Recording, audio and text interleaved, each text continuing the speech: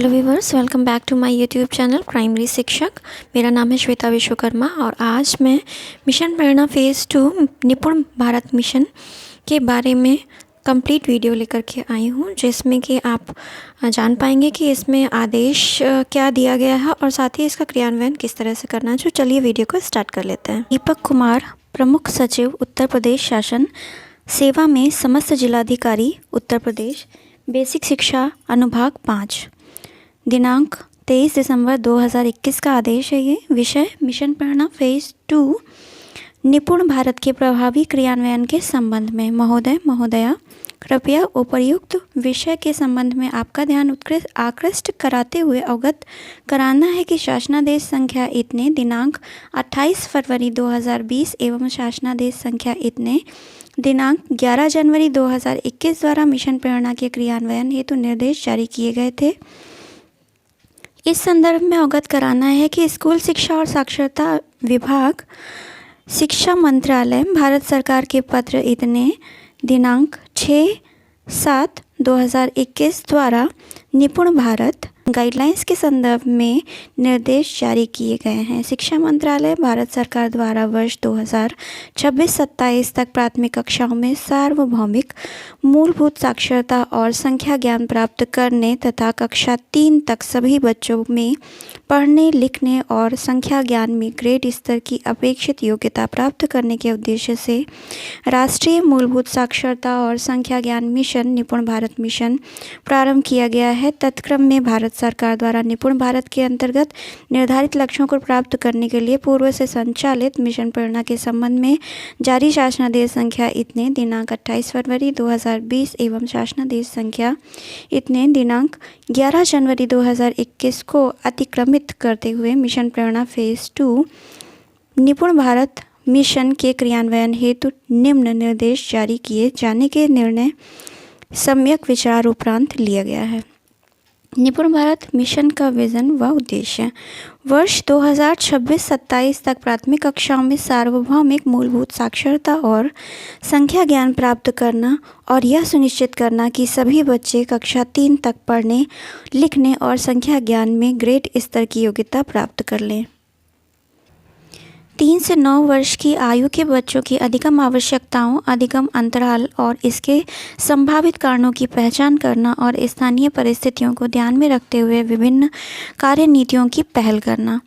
Pre school एवं कक्षा 1 के संबंध में के बीच संबंध स्थापित करने और सुचारू कक्षा अंतरण के उद्देश्य से NCERT द्वारा तैयार किए गए ECCE पाठ्यचर्या फ्रेमवर्क को आंगनबाड़ी और प्री प्राइमरी स्कूल दोनों द्वारा अपनाया जाना, ताकि कक्षा 1 में सुचारू कक्षा अंतरण सुनिश्चित किया जा सके। लक्ष्य। निपुण भारत मिशन के अंतर्गत वर्ष 2026-27 तक बाल वाटिका से कक्षा 3 के 100% बच्चों में मूलभूत साक्षरता एवं संख्या ज्ञान का लक्ष्य प्राप्त किया जाना। मिशन के घटक। निपुण भारत के अंतर्गत निर्धारित लक्ष्यों की संप्राप्ति हेतु मुख्य घटक निम्नवत हैं। लक्ष्य और सूची। मिशन के अधिगम ध्येय। बाल वाटिका से कक्षा 3 के लिए वर्ष 2026-27 तक मूलभूत साक्षरता और संख्या ज्ञान का अधिगम स्तर सुनिश्चित करने के लिए शिक्षा मंत्रालय भारत सरकार द्वारा निपुण भारत के अंतर्गत लक्ष्य सूची निर्धारित किए गए हैं, जो संलग्नक 1 के रूप में संलग्न है। मिशन के उद्देश्यों को प्राप्त करने के लिए संपूर्ण साक्षरता और संख्या ज्ञान के लक्ष्य बाल वाटिका से कक्षा 3 तक के लिए निर्धारित किए गए हैं, जो कि निम्नवत हैं। बाल वाटिका। अक्षरों भाषा में बाल वाटिका में अक्षरों और संगत ध्वनियों की पहचान कर लेते हों, कम से कम 2 अक्षर वाले सरल शब्दों को पढ़ लेते हों। कक्षा 1 में अर्थ के साथ पढ़ लेते हैं। ऐसे छोटे वाक्य जो आयु के अनुसार किसी अज्ञात पाठ का भाग हो, जिसमें 4-5 सरल शब्दों को पढ़ लेते हों। कक्षा 2 में अर्थ के साथ पढ़ लेते हों। 45 से 60 शब्द प्रति मिनट प्रवाह के साथ पढ़ लेते हैं। कक्षा 3 में अर्थ के साथ पढ़ लेते हैं। न्यूनतम 60 शब्द प्रति मिनट के प्रवाह से पढ़ लेते हैं। इसके अतिरिक्त गणित में बाल वाटिका 10 तक अंकों की पहचान और पढ़ लेते हैं। एक क्रम में घटनाओं की संख्या, वस्तुओं, आकृतियों, घटनाओं को व्यवस्थित कर लेते हैं। कक्षा 1 में 99 तक की संख्याएं पढ़ व लिख लेते हैं, सरल जोड़ और घटाव कर लेते हैं। कक्षा 2 में 999 तक की संख्याएं पढ़ और लिख लेते हैं, 99 तक की संख्याओं का घटाव कर लेते हैं। कक्षा 3 में 9999 तक की संख्याएं पढ़ और लिख लेते हैं, सरल गुणा समस्याओं को हल कर लेते हैं। उक्त निर्धारित लक्ष्यों के अनुरूप किसी विद्यालय के 100% बच्चों द्वारा ग्रेड कॉम्पिटेंसी हासिल किए जाने के उपरांत विद्यालय को प्रेरक विद्यालय घोषित किया जाएगा। उक्तानुसार किसी विकास खंड के 100% बच्चों द्वारा निर्धारित दक्षताएं प्राप्त किए जाने की दशा में उक्त विकास खंड को प्रेरक विकास खंड के रूप में घोषित किया जाएगा। इसी प्रकार जिस जनपद के समस्त विकास खंडों द्वारा स्वतंत्र मूल्यांकन में निर्धारित लक्ष्यों को प्राप्त कर लिया जाएगा, उन्हें प्रेरक जनपद घोषित किया जाएगा। बाल वाटिका। बाल विकास एवं पुष्टाहार विभाग के समन्वय से समग्र शिक्षा द्वारा यह सुनिश्चित किया जाएगा कि 5 वर्ष की आयु से पूर्व प्रत्येक बच्चा एक प्रिपरेटरी कक्षा या बाल वाटिका में जा सकेगा, अर्थात कक्षा 1 से पहले।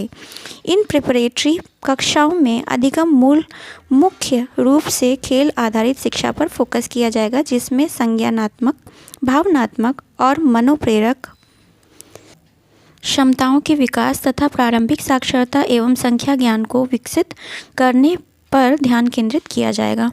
बाल वाटिका प्री प्राइमरी शिक्षा के संबंध में विस्तृत निर्देश पत्रक से जारी किए जाएंगे।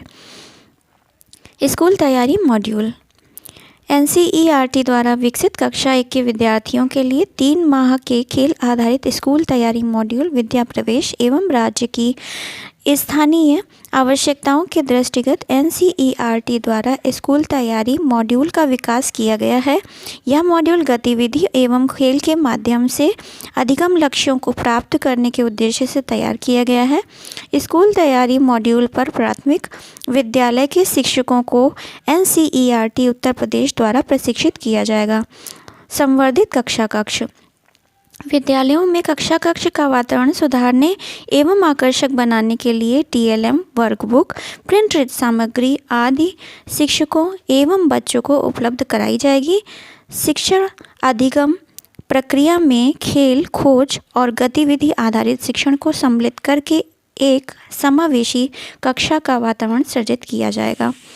अकादमिक गतिविधियों यथा TLM, विभिन्न मॉड्यूल्स, किट्स एवं प्रेरणा तालिका के प्रयोग तथा सपोर्टिव सुपरविजन आदि के माध्यम से कक्षा कक्ष का रूपांतरण सुनिश्चित किया जाएगा। शिक्षक प्रशिक्षण। फाउंडेशन लिटरेसी एवं न्यूमरेसी तथा विभाग द्वारा विकसित विभिन्न मॉड्यूल्स एवं शैक्षणिक सामग्री के साथ ही निष्ठा के अंतर्गत भारत सरकार द्वारा निर्गत निर्देशानुसार शिक्षक प्रशिक्षण प्रक्रिया को नियमित एवं अद्यावधिक किए जाने के लिए राज्य शैक्षिक अनुसंधान और प्रशिक्षण परिषद उत्तर प्रदेश द्वारा प्रशिक्षण कोर्सेज का वार्षिक कैलेंडर जारी किया जाएगा। दीक्षा एवं IT प्रेरणा का प्रयोग। SCERT द्वारा कक्षा 1 से 3 तक के कंटेंट की निपुण भारत के लक्ष्यों के सापेक्ष मैपिंग की जाएगी तथा आवश्यकता अनुसार कंटेंट में संशोधन और संवर्धन सुनिश्चित किया जाएगा। छात्र केंद्रित, परिणाम केंद्रित शिक्षण के साथ स्थानीय भाषाओं में शिक्षण में अधिगम शिक्षण एवं कंटेंट के लिए दीक्षा पोर्टल को नए पाठ्यक्रम फ्रेमवर्क के साथ जोड़ा जाएगा और विद्यालय स्तर पर इसका उपयोग सुनिश्चित किया जाएगा। IT प्रणाली यथा Diksha, smart classes, national digital education architecture आदि को बढ़ावा दिया जाएगा। अधिगम आकलन। छात्र छात्राओं के लर्निंग आउटकम्स के आधार पर विषयवार, ग्रेडवार अधिगम आकलन एवं मूल्यांकन हेतु विद्यालय आधारित आकलन, राज्य स्तरीय आकलन, स्टूडेंट असेसमेंट टेस्ट एवं राज्य परियोजना कार्यालय स्तर से चयनित बाह्य संस्था के माध्यम से स्वतंत्र मूल्यांकन सुनिश्चित किया जाएगा। आकलन के परिणामों के आधार पर बच्चों को प्रगति कार्ड उपलब्ध कराया जाएगा, जिसमें बच्चों की समग्र प्रगति का विवरण अंकित होगा। आयोजित की गई परीक्षा का रिपोर्ट कार्ड प्रत्येक छात्र छात्रा के अभिभावक को प्रेषित किया जाएगा एवं प्रत्येक विद्यालय की ग्रेडिंग कराते हुए विद्यालय रिपोर्ट कार्ड खंड शिक्षा अधिकारी के माध्यम से प्रधानाध्यापकों को प्रेषित किया जाएगा, जिससे कि शैक्षिक गुणवत्ता में निरंतर सुधार किया जा सके। पुस्तकालय का प्रयोग बच्चों में पढ़ने के प्रति रुचि विकसित करने के उद्देश्य से समय लाइब्रेरी विद रीडिंग कॉर्नर स्थापित किया जाएगा, जिसमें बुनियादी भाषाई एवं गणितीय कौशल से संबंधित पुस्तकें तथा कहानी की पुस्तकों से युक्त एक समृद्ध और क्रियाशील पुस्तकालय की व्यवस्था सुनिश्चित की जाएगी। सामुदायिक सहभागिता निपुण भारत के क्रियान्वयन हेतु मिशन के उद्देश्यों से समुदाय, अभिभावक एवं विद्यालय प्रबंध समिति को अवगत कराया जाए एवं उनकी सक्रिय सहभागिता भी सुनिश्चित कराई जाए। वित्तीय प्रावधान निपुण भारत मिशन के अंतर्गत कार्यक्रमों एवं गतिविधियों का क्रियान्वयन भारत सरकार द्वारा समग्र शिक्षा के अंतर्गत वार्षिक कार्य योजना एवं बजट में प्राप्त स्वीकृत के क्रम में समग्र शिक्षा का वहन किया जाएगा। उक्त हेतु जनपद को प्रेषित धनराशि के व्यय आदि के संबंध में विस्तृत दिशा निर्देश राज्य परियोजना निदेशक समग्र शिक्षा द्वारा प्रेषित किए जाएंगे। क्रियान्वयन एवं अनुश्रवण मिशन के प्रभावी अनुश्रवण हेतु राज्य, जनपद एवं विकासखंड स्तर पर निम्न टास्क फोर्स गठन किया जाता है। राज्य स्तरीय टास्क फोर्स में है मुख्य सचिव उत्तर प्रदेश शासन अध्यक्ष, अपर मुख्य सचिव, प्रमुख सचिव शिक्षा बेसिक शिक्षा विभाग उत्तर प्रदेश शासन सदस्य, अपर मुख्य सचिव पंचायती राज उत्तर प्रदेश शासन ये भी सदस्य में है, अपर मुख्य सचिव चिकित्सा एवं स्वास्थ्य विभाग उत्तर प्रदेश शासन ये भी सदस्य में है, अपर मुख्य सचिव बाल विकास एवं पुष्टाहार विभाग उत्तर प्रदेश शासन सदस्य। इसमें ये काफ़ी विस्तृत रूप से दिया हुआ है। चलिए सारा ही ना पढ़कर सीधे आते हैं टास्क फोर्स के कार्य पर। निपुण भारत के अंतर्गत निर्धारित लक्ष्यों की संप्राप्ति हेतु निम्नानुसार कार्य निर्धारित किए जाते हैं। राज्य स्तरीय टास्क फोर्स की छमाही तथा जनपद एवं विकासखंड स्तरीय टास्क फोर्स की मासिक बैठकें आहूत करते हुए टास्क फोर्स द्वारा लिए गए निर्णयों का अनुपालन सुनिश्चित कराना। निपुण भारत की प्रगति हेतु वार्षिक लक्ष्यों की प्रगति की समीक्षा एवं निर्धारित लक्ष्य की संप्राप्ति हेतु कार्य योजना एवं अनुपालन। निपुण भारत मिशन के अंतर्गत निर्धारित घटकों का समयबद्ध क्रियान्वयन एवं अनुश्रवण। मिशन के लक्ष्यों की प्राप्ति में आ रही बाधाओं की पहचान तथा निराकरण सुनिश्चित करना। प्रशिक्षण कार्यक्रमों का संचालन और प्राथमिक शिक्षकों की क्षमता संवर्धन सुनिश्चित करना। इसके लिए समस्त आवश्यक संसाधन की उपलब्धता सुनिश्चित कराना।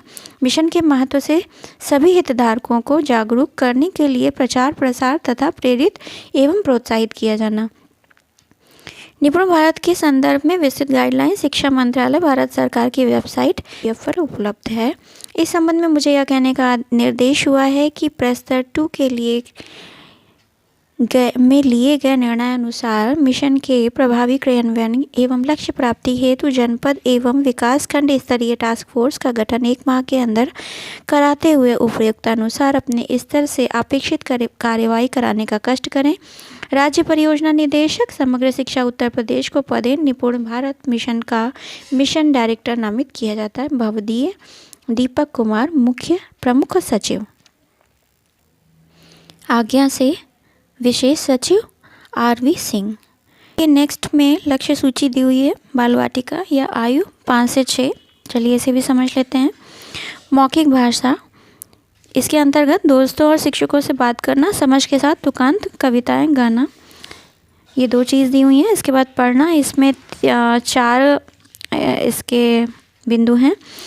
पहला है किताबों को देखना और चित्रों की मदद से कहानी पढ़ने का प्रयास करना। दूसरा है कुछ परिचित दोहराए गए शब्दों को पहचानने और इंगित करने की शुरुआत करना। दृष्टि शब्दों या खाद्य कंटेनर या रैपर पर छपे शब्द।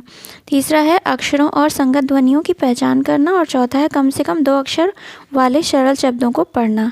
इसके बाद है लेखन। लेखन में 4 बिंदु दिए हुए हैं। पहला बिंदु है खेल के दौरान पहचान वाले अक्षरों को लिखने का प्रयास करना। दूसरा है आत्म अभिव्यक्ति के लिए पेंसिल घसीटना या चित्र बनाना। तीसरा है पेंसिल को ठीक से पकड़ना और पहचानने योग्य अक्षर बनाने के लिए उपयोग करना। चौथा है अपने नाम के पहले शब्द को पहचानना और लिखना। नेक्स्ट है संख्यात्मक। इसके अंतर्गत 6 बिंदु दिए हुए हैं। पहला है वस्तुओं की गिनती और 10 तक संख्याओं से सहसंबंध स्थापित करना। दूसरा है 10 तक के अंकों को पहचानना और पढ़ना। अगला है वस्तुओं की संख्या के संदर्भ में 2 समूह की तुलना करना और अधिक, कम, बराबर आदि जैसे शब्दों का उपयोग करना। चौथा है एक क्रम में घटनाओं की संख्या, वस्तुओं, आकृतियों, घटनाओं को व्यवस्थित करना। पांचवा है वस्तुओं को उनके अवलोकनीय विशेषताओं के आधार पर वर्गीकृत करना और वर्गीकरण के मानदंड का संचार करना। छठा है अपने आसपास की विभिन्न वस्तुओं के संदर्भ में तुलनात्मक शब्दों का उपयोग करना, जैसे लंबे, सबसे छोटे, से अधिक, हल्के आदि। इसके बाद कक्षा 1 या आयु 6 से 7 के अंतर्गत दिया हुआ मौखिक भाषा में 3 बिंदु हैं।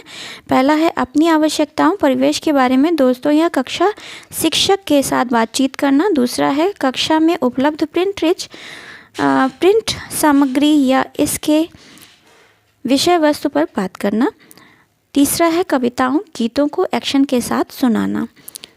अगला है पढ़ना। इसमें 3 बिंदु दिए हुए हैं। पहला है कहानी कहने के सत्र के दौरान सक्रिय रूप से भाग लेना तथा कहानी सत्र के दौरान और बाद में सवालों का जवाब देना।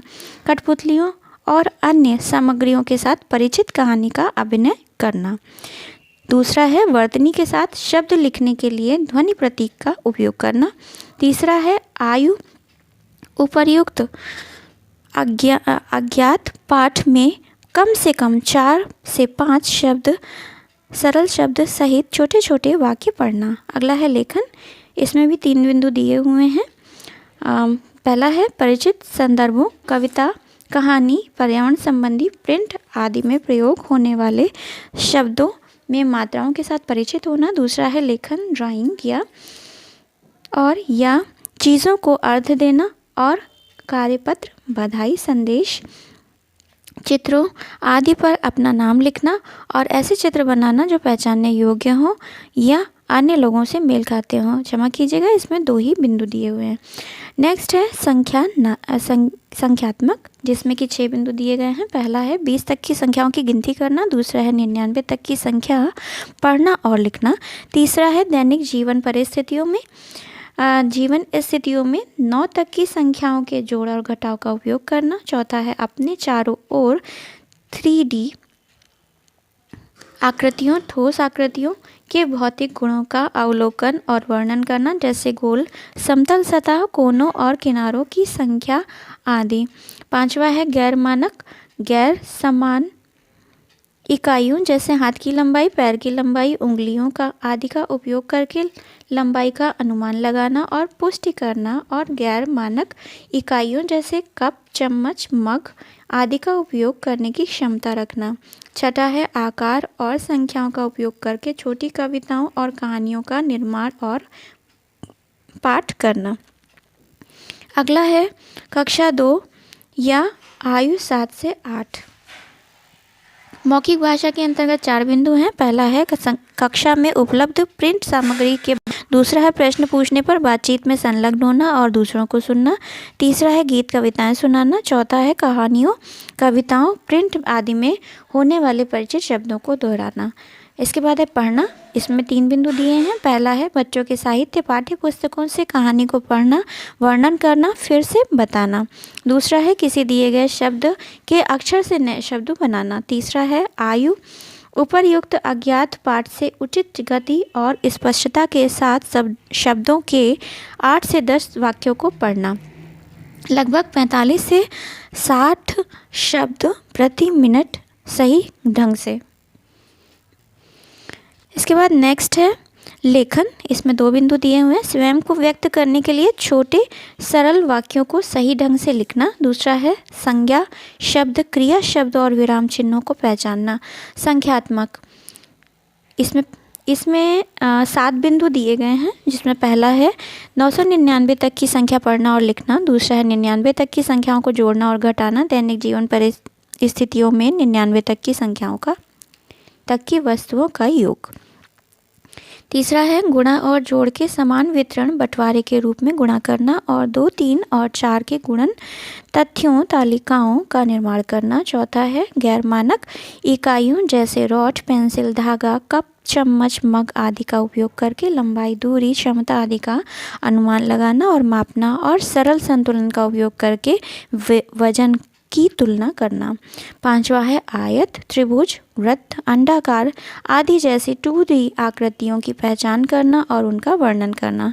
छठा है दूर, पास, अंदर, बाहर, ऊपर, नीचे, बाएं, दाएं, आगे, पीछे आदि जैसे स्थानीय शब्दावली का उपयोग करना।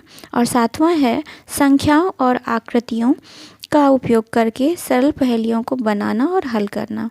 कक्षा 3 या आयु 8 से 9, इसमें मौखिक भाषा के अंतर्गत 4 बिंदु दिए गए हैं। पहला है घर स्कूल में उपर्युक्त शब्दावली का उपयोग करके स्पष्टता के साथ बातचीत करना। दूसरा है कक्षा में उपलब्ध प्रिंट सामग्री के बारे में बात करना। तीसरा है सवाल पूछने, अनुभव बताने, दूसरों को सुनने और जवाब देने के लिए बातचीत में हिस्सा लेना।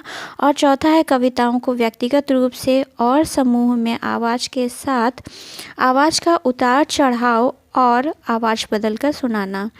इसके बाद है पढ़ना, जिसमें कि 4 बिंदु दिए हैं। पहला है परिचित पुस्तकों, पाठ्य पुस्तकों से जानकारी प्राप्त करना।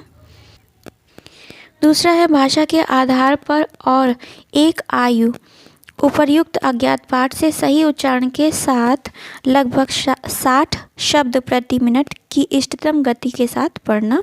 तीसरा है पाठ में दिए गए निर्देशों को पढ़ना और उनका अनुपालन करना।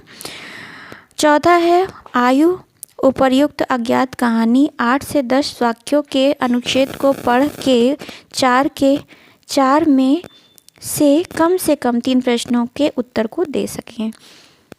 इसके बाद है लेखन में 4 बिंदु दिए गए हैं।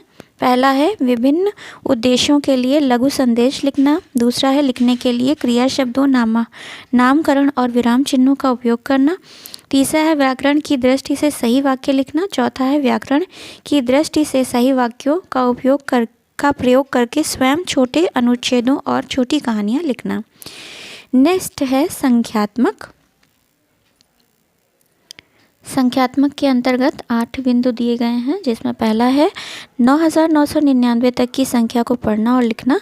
दूसरा है 999 तक की संख्याओं को जोड़ना और घटाना। दैनिक जीवन स्थितियों में 999 तक की वस्तुओं का योग। तीसरा है 2 से 10 तक की संख्या के गुणन तथ्यों तालिकाओं का निर्माण एवं उपयोग करना तथा विभाजन तथ्यों का उपयोग करना। चौथा है मानक इकाइयों जैसे मीटर, किलोमीटर, ग्राम, किलोग्राम, लीटर आदि का उपयोग करके लंबाई, दूरी, वजन और क्षमता का अनुमान लगाना और मापना। पांचवा है 3D आकृतियों, ठोस आकृतियों के साथ मूल 2D आकृतियों की पहचान करना और संबंधित करना और उनके गुणों जैसे चेहरे, किनारों और कोनों आदि की संख्या का वर्णन करना। छठा है किसी तिथि और दिन की कैलेंडर पर पहचान करना। घंटे और आधे घंटे में घड़ी पर समय पढ़ना। सातवां है वस्तुओं के संग्रहण में आधा, 1/4, एक पूरे के 3/4 आदि के रूप में पहचान करना। आठवां है संख्याओं, घटनाओं और आकारों पर सरल पैटर्न के लिए नियमों की पहचान करना, विस्तार करना और संवाद करना। तो ये था मिशन प्रेरणा फेज़ 2 निपुण भारत मिशन से related complete video. Sorry video थोड़ा सा लंबा हो गया है, लेकिन वीडियो को लाने का उद्देश्य यही था कि बारीकी से हम पूरे ऑर्डर को समझ सकें और भलीभांति क्रियान्वयन कर सकें। आज के वीडियो में इतना ही। जल्दी मिलते हैं अपने नेक्स्ट वीडियो में महत्वपूर्ण टॉपिक के साथ। Till then, Vande Mataram.